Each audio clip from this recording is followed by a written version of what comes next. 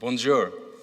It is a wonderful privilege to be Bonjour, here and to quel present to you some of the privilège work that we de have me been trouver doing ici, in de me making trouver hearing ici pour healthcare vous accessible and présenter ce que affordable nous in low and faisons, middle nous, income pour countries. permettre une plus grande accessibilité aux soins dans les pays Healthy de hearing revenus is the intermédiaires gateway et to faibles. healthy learning for young children. If you Pouvoir don't hear entendre, well, cela you permet aux cannot jeunes learn enfants well. de In bien fact, if you have a apprendre. significant hearing Si on loss, n'entend pas bien, on ne you peut pas won't bien learn language entendre. at Et avec all if une it's not forte detected perte early. auditive, Minimal vous ne hearing pouvez pas losses apprendre result in le langage. significant Il y a beaucoup de failures problèmes de academically in school, surdité qui signifient que les undermining the enfants sustainable n'ont development pas de goals. bons But it's not résultats just à children. l'école. Hearing Bien loss sûr, in cela rend adults leads difficile to l'atteinte social des isolation. objectifs de So développement it's not durable. De surprising plus, that cela it's a enferme les leading enfants. contributor Cela to les isole. increased Il n'est donc levels pas of depression and a surprenant threefold de increased risk voir of chez les dementia. enfants sourds et les adultes sourds So beaucoup hearing plus loss de cas de is dépression et referred de to often démence. as an invisible or La even a silent surdité epidemic. est Invisible souvent because considérée comme we une don't see it. épidémique Invisible silencieuse et because parents invisible. oftentimes don't even know their young child has a hearing problem.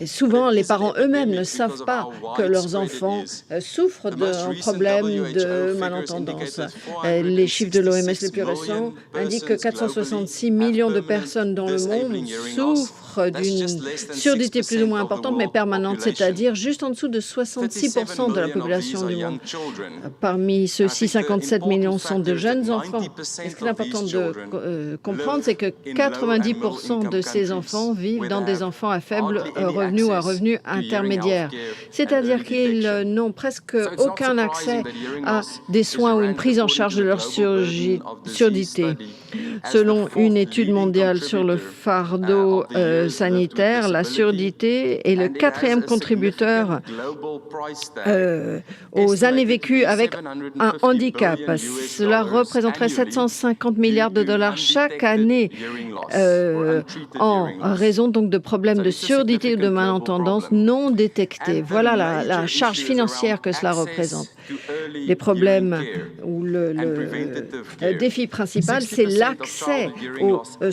soins, fact y compris preventable à la if we can prévention, detect parce it que early or we 60% can des problèmes de surdité initiate preventative à l'enfance actions. sont, Something as simple peuvent as faire l'objet chronic d'une middle ear prévention, sont infection évitables. is Par one of the exemple, l'infection de leading l'oreille causes moyenne, of, c'est l'une des causes hearing loss principales in low and middle income countries just because de it's la not surdité detected early chez enough les and enfants it dans les doesn't pays get à the right revenus faibles ou treatment. intermédiaires, parce qu'il n'y a pas de prévention, il n'y a pas de dépistage, il n'y a donc pas de traitement.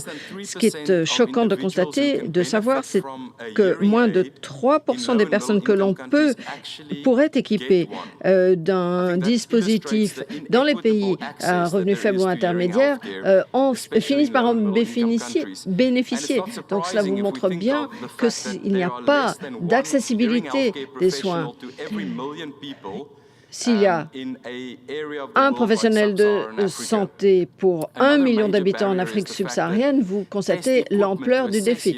De plus, les équipements permettant de diagnostiquer et de tester la surdité, l'audition, sont coûteux, sont encombrants, doivent donc être centralisés sur un site, ont besoin de professionnels pour être manipulés et les registres sont souvent manuels, donc on ne peut pas avoir accès aux données à distance. Donc ce sont des difficultés, surtout lorsqu'il s'agit d'aider ceux qui ont des problèmes de surdité dans les zones les plus pauvres du monde. Il y a 5-6 ans, nous nous sommes fixé un objectif, une mission, celle de rendre l'accès aux soins pour la surdité abordable grâce à des solutions intelligentes, accessibles de partout, par tout le monde. C'est un projet qui a démarré en 2013 au sein de l'Université de Pretoria. Je suis professeur assistant associé également à l'Université d'Australie occidentale. C'était donc un projet de recherche, faire des recherches dans les technologies mobiles et comprendre ou évaluer leur application dans le monde entier. Nous avons publié des articles dans des journaux de pointe.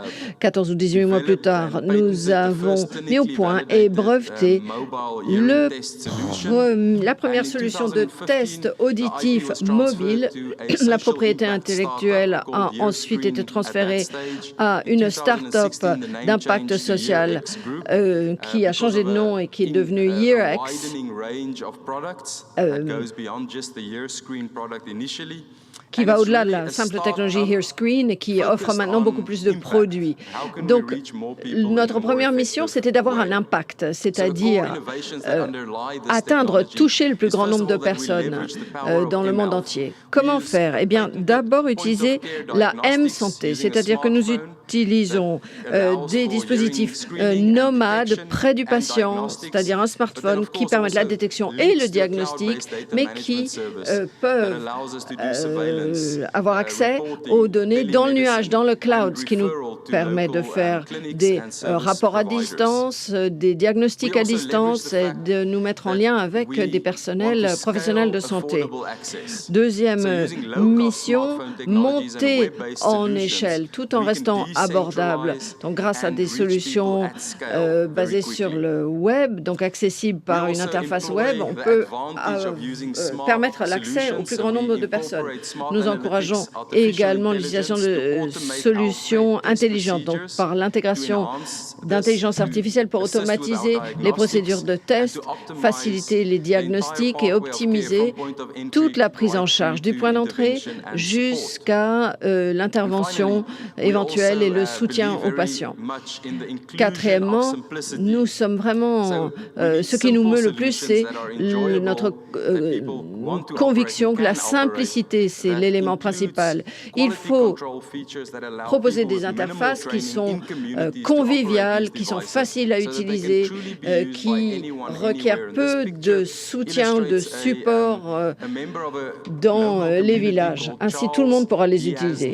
Nous avons ici un homme qui s'appelle Charles, qui n'est pas du tout un agent de santé, mais il fait un dépistage auditif auprès de petits-enfants dans une localité assez reculée grâce à ces dispositifs nomades et accessibles. L'UNESCO l'an dernier a sélectionné notre technologie pour faire partie de 5 études de cas qui illustrent l'emploi d'utilisation mobile et intelligente pour rendre la santé accessible, ce qui facilite ou qui contribue à la réalisation des objectifs de développement durable. Et nous sommes venus ici l'an dernier pour présenter ces technologies. Nous avons reçu un certain nombre de distinctions de la part du Programme des Nations Unies pour le développement. Par exemple, notre solution a été sélectionnée parmi une poignée d'autres présentées par des start-up sociales.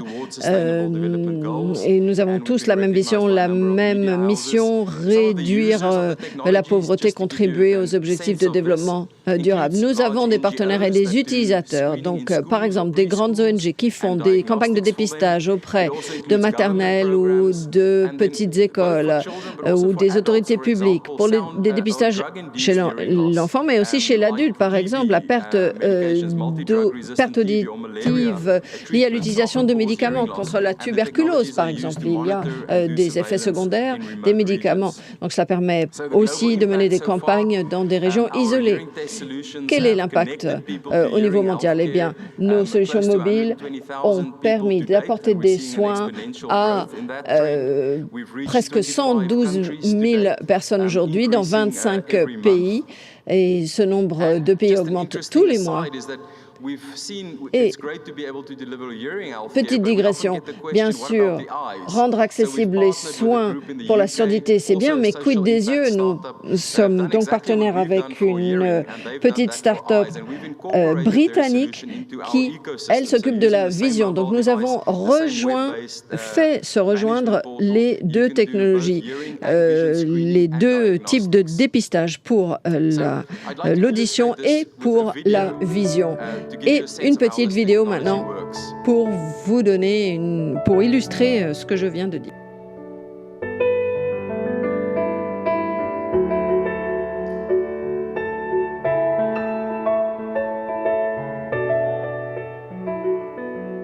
Hearing loss is called a silent or invisible epidemic. La surdité, c'est une épidémie invisible et inaudible. Les parents, très souvent, ne se rendent pas compte que leurs enfants n'entendent pas bien. Il s'agit d'une épidémie car elle est beaucoup plus répandue qu'on ne le pense généralement. Jusqu'à un enfant sur 10 risque de mal entendre et donc de mal apprendre. Dans ce projet, ce qui est intéressant, c'est que de nombreux enfants ne sont jamais diagnostiqués. On ne sait pas qu'ils n'entendent pas bien. On les prend pour des enfants dissipés, qui n'arrivent pas à focaliser leur attention, bêtes, qui n'arrivent pas à apprendre. Et donc, ce sont des retards qui s'accumulent. Cela fait boule de neige, c'est un cycle vicieux. Et tout cela parce qu'on n'a pas pu identifier cet obstacle à l'apprentissage. S'il est dépisté et détecté, cela leur ouvre de nouveaux horizons. Ce projet est vraiment unique en son genre. Il s'agit d'amener des soins aux collectivités, aux villages les plus isolés. Et le défi, c'est de monter en échelle pour que dans tout le pays, tous les enfants aient accès à une détection et un dépistage. Nous nous adressons à des tout petits enfants de 3 à 6 ans et des agents communautaires en se servant de téléphones portables, de casques d'écoute, peuvent procéder eux-mêmes au dépistage. Donc cela nous permet d'aller toucher beaucoup d'enfants. Cela nous permet de faire entrer les enfants dans les centres de dépistage. Donc avant même l'entrée au CP, ce qui leur permet d'être équipés en appareil auditif et de profiter de leur scolarité. C'est vraiment enthousiasmant de travailler avec une équipe motivée et de lui apporter un soutien financier et logistique.